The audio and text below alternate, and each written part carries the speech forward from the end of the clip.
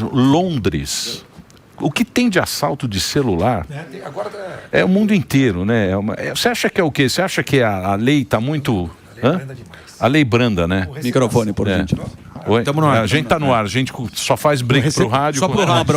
Eu achei que era intervalo mesmo. Não, sem dúvida. Né? Sem dúvida, a lei precisa ser reforçada principalmente para esse tipo de crime. Como eu disse, se não tiver o receptador, a gente não vai ter o ladrão, consequentemente a gente vai conseguir reduzir. É claro que tem agora os dispositivos, a gente já conseguiu detectar agora também numa iniciativa da Secretaria de Segurança Pública, aqueles celulares que estão com o número de identificação que foram roubados e tiveram um boletim de ocorrência. A gente avisa quem está usando para devolver, que senão pode ser enquadrado em crime. Já houve um grande número de devoluções de celulares, mas de fato eu vejo que a solução definitiva para isso é a gente poder enquadrar o roubo de celular ou o furto, né, em 2 crimes que possam fazer com que esses receptadores permaneçam presos. A gente tem quadrilhas, inclusive, de fora da África também, Sim, de receptadores para mandar para fora. Angola, né? Diz que tem a máfia de Angola. Isso mesmo. O hub, né? Mas o senhor consegue ver uma luz nisso daí, do que o senhor está falando? Porque a gente vê o líder máximo do país falando que o cara rouba para tomar uma cervejinha, então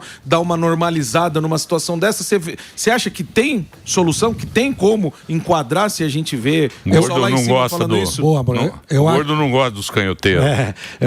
Morgado, eu acho que, Direita gordo. Que sim, a gente precisa eleger aí agora um bom Congresso, né? Os nossos deputados federais. Eu faço um diagnóstico da nossa Câmara Federal. Vou aqui dividir com vocês, já que eu estou só com amigos aqui.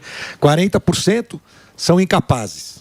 40% são capazes de tudo. Sobra 20% lá. A gente tem que melhorar a qualidade do Congresso. Claro que a bancada de São Paulo não é nessa proporção, mas a gente precisa melhorar também a qualidade do nosso voto nos deputados federais e isso se tornar uma prioridade. Que a gente já viu que tudo que é prioridade para Brasília acaba saindo de uma forma rápida. Mas você viu a pesquisa para senador? É os mesmos. Não, a pesquisa senador está muito Você acha que está? Olha, eu falei isso, ele não acredita. Marina Silva. Você viu a pesquisa? Não. É muito cedo, é natural, claro. As pesquisas se alimentam esse mercado da política, as disputas internas na política, mas é tudo muito cedo ainda, principalmente para Senado. Imagina, nós vamos ter uma Copa do Mundo ainda, né? Dona Maria, seu João não está nem aí, nem faz ideia que vai ter eleição para o Senado. E aí, quando faltar, pode anotar, 10 dias, você vai ver o cenário da pesquisa do Senado completamente diferente. E a gente tem bons pré-candidatos, né? O André e o Derrite, aí 2 bons pré-candidatos que estão junto conosco nessa jornada, nessa chapa, junto com o Tarcísio. Mas e o Ricardo Salles, do Partido Novo, que lançou sua pré-candidatura? O Salles ficou sozinho. Tá briga. Está caminhando de forma independente, está brigando muito com o Eduardo Bolsonaro. De uma certa forma, isso tem ajudado até o André para tornar ele ainda mais conhecido, né? Mas ele tem lá os posicionamentos dele, as histórias dele são muito mais próximas do que a minha, com o grupo, né, do Bolsonaro. Então, eles devem saber o que estão fazendo, mas eu acho que ali ele vai se prejudicar, principalmente aumentando o tom contra o Eduardo. Mas não tem um risco muito grande da direita ali ficar dividida nesses votos, tendo em vista que são 2 votos, e aí, quem sabe, passar pelo menos uma das 2 pré-candidatas já lançadas da esquerda? Pode acontecer, né? Nós temos lá essa disputa ainda, essa chapa que não está formada, eles estão muito indecisos, né? A Tebet, a Marina, quem será o vice do Haddad? Claro que ninguém quer ser, né? Diferente de ser o vice do Tarcísio, né? Tá Muita gente queria ser, né? Então, mas tudo indica que possa acontecer. Por isso que a gente tem que estar a gente tem que ter uma consistência para poder pedir esses votos para os 2 candidatos da chapa. O Salles está correndo por fora, agora tem o Palumbo, que também anunciou. Palumbo apareceu aí, né? Também tem o Palumbo. Tem o vice também do...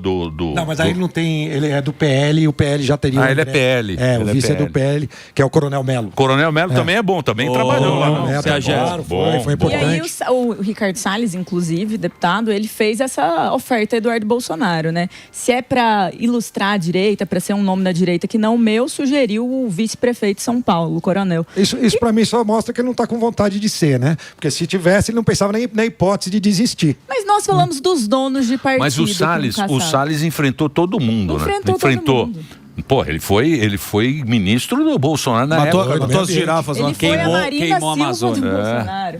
Enfrentou. Botou fogo na agora matou a girafa lá, pô. E na época dele diziam, agora ninguém fala nada. E é recorde. Na época dele, queimada importava. Agora não é mais o clima, claro, né? Entenderam a as dinâmica das chuvas. Mas ele não é um bom nome, porque assim, em pesquisas ele tem pontuado melhor do que o candidato agora do PL, o André do Prado, né? Assim, é um fato.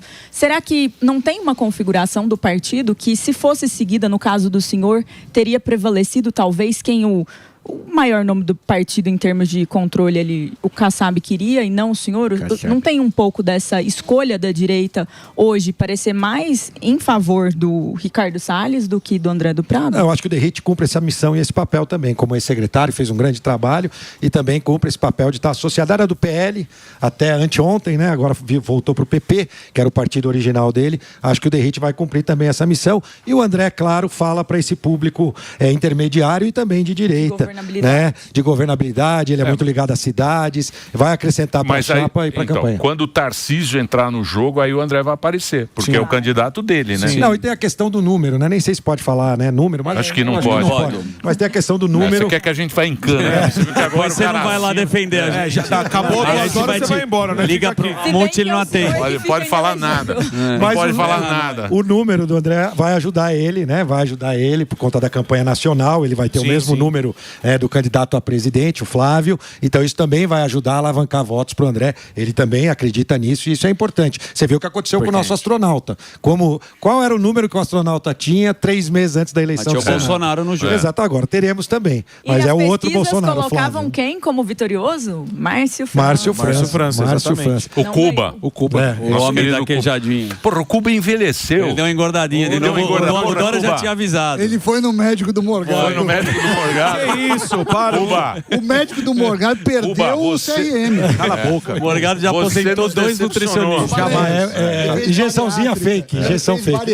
Terna apertada. Ô, Ramuti, você que manja de política, já que a gente tá falando desses nomes aí, e a gente tá vendo essa corrida presidencial, que obviamente você gostaria que o Tarcísio, né, tivesse ido pra você ser o governador, né? Não era por isso, é porque eu acho que ele é muito competente. Você teria um espaço. Agora a gente tem essa discussão da direita que tem o Flávio Bolsonaro, que é apoiado, obviamente, pelo pai, e tem os outros nomes que estão despontando, que a gente sabe que o Zema tá batendo lá no STF. É verdade. Qual que é a sua preferência na direita, se é que você tem, e você acha que vai ter mais força agora contra o governo atual? A minha chapa é a mesma, do nosso governador Tarcísio, eu apoiarei o Flávio, o MDB vai deixar livre, né, para que os seus próprios componentes apoiem quem quiser, porque o MDB tem uma característica muito parecida com o PSD nesse aspecto. A gente tem a ala do Nordeste que apoia o Lula.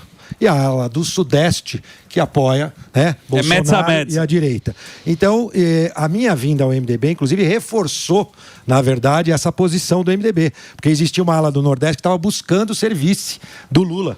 Né? E quando eu virei vice do Tarcísio, também ajudou nessa composição a manter uma posição que pudesse deixar essa independência. Ou seja, cada um vai poder apoiar quem quiser. E no meu caso, eu vou apoiar o Flávio. Acho que o Zema está cumprindo um excelente papel, né? Levando essas questões à tona. É importante que se discuta sobre essa questão do STF, essa diferença de pesos nas acusações, né? Quando se trata do STF, parece que é uma coisa pequena, e a gente sabe que não é, e vem aí a delação. E na delação, a minha posição, a do governador Tarcísio, que já externou também, é que tudo seja apurado e que, mas os caras vão obviamente, colar. Uma vez comprovado... Os caras vão colar na direita. Eu acho que colam nos dois, porque de uma certa forma também... Não, tô falando que vão tentar colar na direita. Narrativa. Master, claro. eles estão dando nome. Isso. Mas eu acho que dessa vez também não vai colar. Acho que o Flávio Bolsonaro, apesar de não ter saído para a campanha ainda, já traz números surpreendentes. As pessoas não acreditavam, né? Vamos combinar alguns meses atrás, há 4, 5, 6 meses, os especialistas em pesquisa diziam que qualquer pessoa que se aproximasse do Bolsonaro ia se dar mal, né? E você vê que é totalmente o contrário. Você vê o número que o Flávio Bolsonaro já alcança e o Lula está fazendo um grande esforço para perder a eleição, né? É escola de samba, é paca, né? Comendo paca e, claro, com as políticas públicas que são todas antigas e o pior de tudo, na minha opinião, Zuckerman, é que o Lula não vai conseguir vender futuro. O que ele tem para apresentar para falar para o futuro do país, né? Acho que ele não é um Biden, ele está bem fisicamente, mentalmente também. Aliás, eu vi vocês falando aqui dessa última visita aos Estados Unidos, né? Que ele conseguiu escapar, tem né? habilidade. Saboado, conseguiu se sair razoavelmente bem. Na prática, não resolveu nada para o cidadão brasileiro, mas para ele, na imagem pessoal, eu acho que foi positivo. Na publicidade ele ganhou. Exato, só para publicidade, que é o que eles fazem. Então, acho que ele vai ter essa dificuldade de vender o futuro. Né? Ele não tem nenhuma condição. Todos os projetos dele, os nomes são do passado, é PAC, aquelas coisas todas do passado. E a gente tem um problema seríssimo que ele imputa ao mercado, né, Samidana? Que o Lula sempre fala que o problema é o mercado, e eu digo que não é do mercado, ele errou por umas letras, é do supermercado. Que é quando o cidadão vai para o supermercado e paga mais caro em tudo. Você sabe que os bancos nunca ganharam tanto dinheiro quanto no governo Lula, e ele tem esse discurso contra as elites. Contra as elites disso. Agora, mudando um pouco de assunto, a gente está falando... Mas você sabe, Sam, existe uma máxima que é a grande verdade de toda essa história, né? O que eles falam? Eles falam que o canhoteiro, o que o canhoteiro faz? Ele toma o voto do pobre e o dinheiro do rico. Isso. E engana os dois. Engana todo mundo. Esse é que é o segredo. Mas engana mais os pobres. Engana os dois. Esse é que eles fazem. Imposto recorde, né, no país. E o cara que mais trabalhou no pânico é o homem falência, que eu vejo aqui 3 vezes por dia. Demitido. Já foi demitido, já. Faliu. Não tinha dinheiro para pagar ele. Agora, Felipe, a gente estava falando da USP aqui. Estava falando da USP, sim, que teve aquela invasão. Sim. A gente estava até comentando, pelo menos a minha opinião, assim, você tem direito de manifestar, mas não de invadir. E as demandas dos alunos são factíveis? O que é verdade? O que pode ser ruído ou fumaça para atingir eventualmente o governo? O que se apurou da reclamação? Olha, nós estamos no ano internacional das greves e das manifestações, né? Todo ano de eleição, e a esquerda é especialista nisso, né? Começam a surgir greves em todas as áreas, justamente para tumultuar o cenário político. Eu acho que devia até ter uma lei, assim como tem restrições para a política, por exemplo, a partir de julho, que os políticos não podem. Eu acho que devia ter também para greves, essas coisas, de julho, num período eleitoral, isso também devia ter, até porque, lamentavelmente, a gente tem boa parte dos sindicatos manipulados pela esquerda, né? Isso prejudica os candidatos, mas acho que a população está cada vez mais esperta, e lá são pedidos genéricos, né, de lá dos nossos alunos da USP, que devem ser tratados pela reitoria, lembrando que as universidades, elas têm um repasse do governo do estado de aproximadamente 9,5% do ICMS e têm autonomia plena para utilizar esse recurso para aquilo que elas entenderem e acharem necessários. É claro que o reitor deve estar avaliando as possibilidades, mas ali o que a gente não podia, e aí foi a pedido da reitoria, é importante dizer, até porque a Polícia Militar não faz a segurança dentro da USP. Não pode nem entrar, né? Então foi a pedido da reitoria que a gente tivesse esse trabalho. Houve muita depredação, né, ali dentro, está sendo apurado, 4 foram presos, ninguém se feriu e está tudo gravado nas câmeras corporais para que a Justiça, o Ministério Público, todos possam acompanhar a ação que a polícia efetuou na última madrugada. Mas nesse caso aí da USP, eles têm demandas sobre morada, bandejão, todas essas coisas. Mas tem um outro fator, né? Eu até estava conversando com alguns amigos no sábado. Olha que bacana, Emílio. Na ocupação ia ter um show da Sofia Chablau, algo assim. Então, ocupando, eles faziam uma festa. E aí, depois da festa, entrou a PM para fazer parte ali da festa. E a PM entrou, tirou, prendeu, entorpecente, arma branca, muita coisa foi ali também. Uma coisa leve. Uma festinha, pô. Festa da USP. Festa da USP. Michael Douglas. Alguma surpresa nisso? Mas aí vem uma questão. Tem uma divisão agora que muitos institutos da USP estão criticando a entrada da PM, né?